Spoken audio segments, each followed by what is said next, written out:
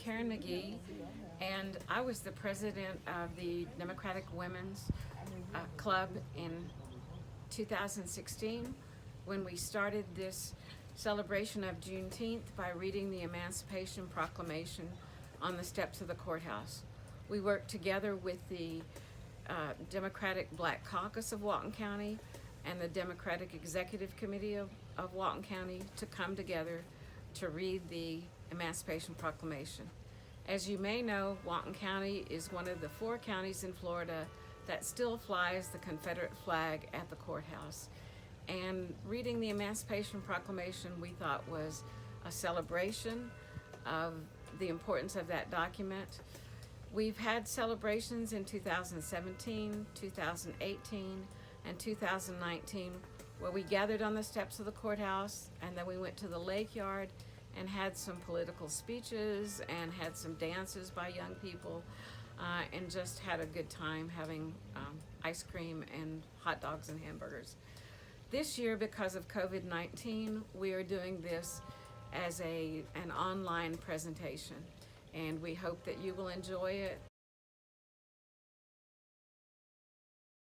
That on the first day of January, in the year of our Lord, 1863, all persons held as slaves within any state or designated part of the state, the people thereof shall then be rebellion against the United States, shall be then therefore forward and forever free.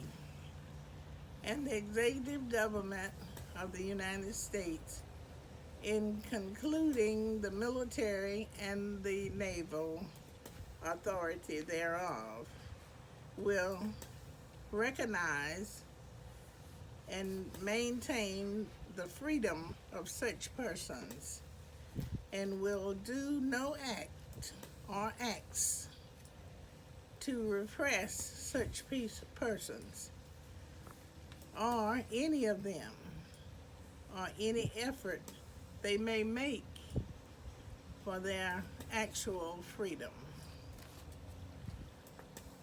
That the executive will of the first day of January, aforesaid by proclamation, designated the states or parts of states, if any, in which the people therefore respectfully shall then be rebellion against the United States, and the act that any state or the people thereof shall know that they be in good health, represented in the Congress of the United States by members chosen thereto at election, wherein a majority of the qualified voters of such state shall have participated,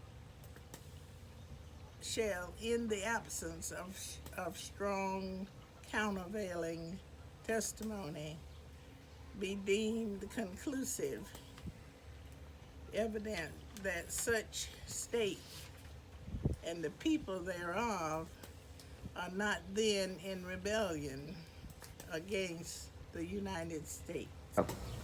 Now, therefore, I, Abraham Lincoln, President of the United States, by virtue of the power in me vested as Commander-in-Chief of the Army and Navy of the United States, in time of actual armed rebellion against the authority and government of the United States, and as a fit and necessary war measure for suppressing said rebellion, due on this first day of January in the year of our Lord, 1863, and in accordance with my purpose, so to do publicly, proclaimed for the full period of 100 days from the day above first mentioned.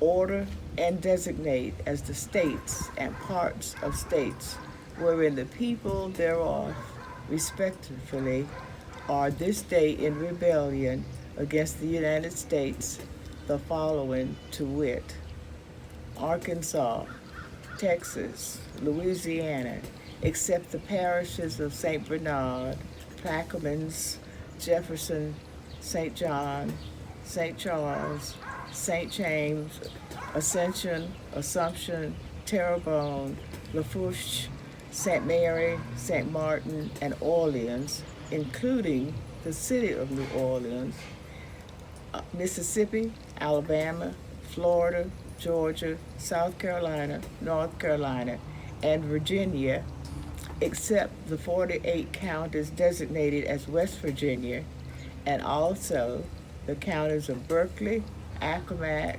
Northampton, Elizabeth City, York, Princess Anne, and Norfolk, including the cities of Norfolk and Portsmouth, and which accepted parts are for the present left precisely as if this proclamation were not issued.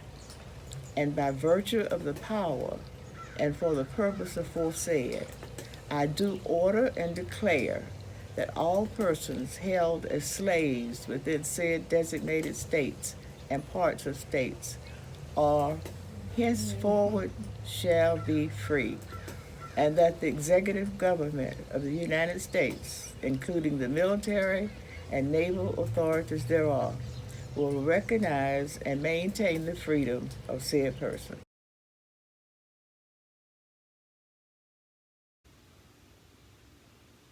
Oration by Frederick Douglass, delivered on the occasion of the unveiling of Freedmen's Monument in memory of Abraham Lincoln, in Lincoln Park, Washington, D.C., April 14, 1876.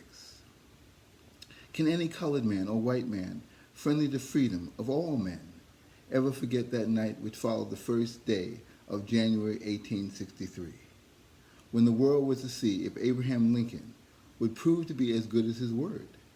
I shall never forget that memorable night when in a distant city I waited and watched at a public meeting with 3,000 others, not less anxious than myself, for the word of deliverance which we heard read today. Nor shall I ever forget the outbursts of joy and thanksgiving that rent the air when the lightning brought us to this Emancipation Proclamation. In that happy hour, we forgot all delay, forgot all tardiness, forgot the president had to bribe the rebels to lay down their arms by a promise to withhold both, which might smite the slave system with destruction. We were thenceforward willing to allow the president all the latitude of time, phraseology, and even honorable device that statesmanship might require for achievement of great and benefit measure of liberty and progress.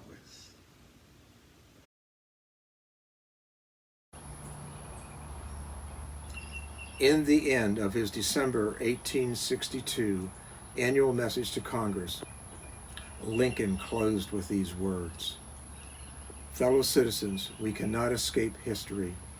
We of this Congress and this administration will be remembered in spite of ourselves. The fiery trial through which we pass will light us down in honor or dishonor to the latest generation. We know how to save the Union. In giving freedom to the slave, we assure freedom to the free. Honorable alike in what we give and what we preserve, we shall nobly save or meanly lose the last best hope of earth. Other means may succeed. This could not fail.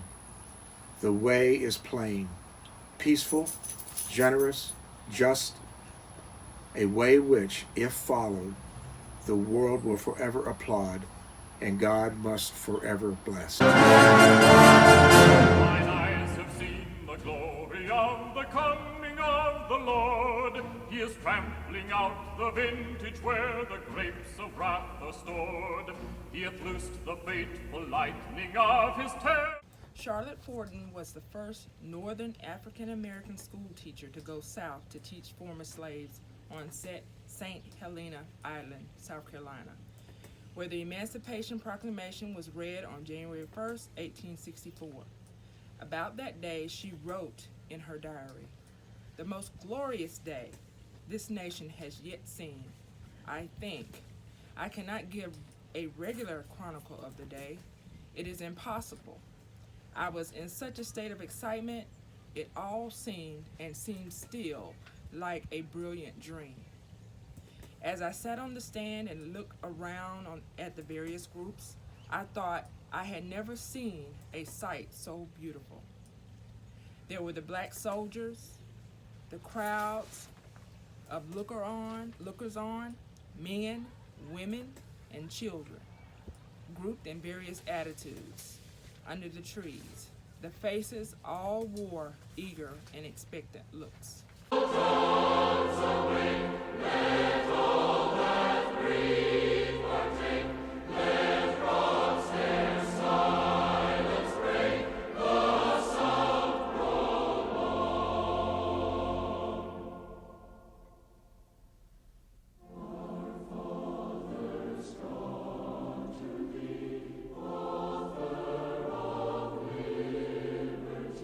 This year, the DBC and the DWC, along with the DEC, traditionally come together on Juneteenth for an event down at the courthouse, and then other activities, dancing and poetry and all types of celebrations that go on.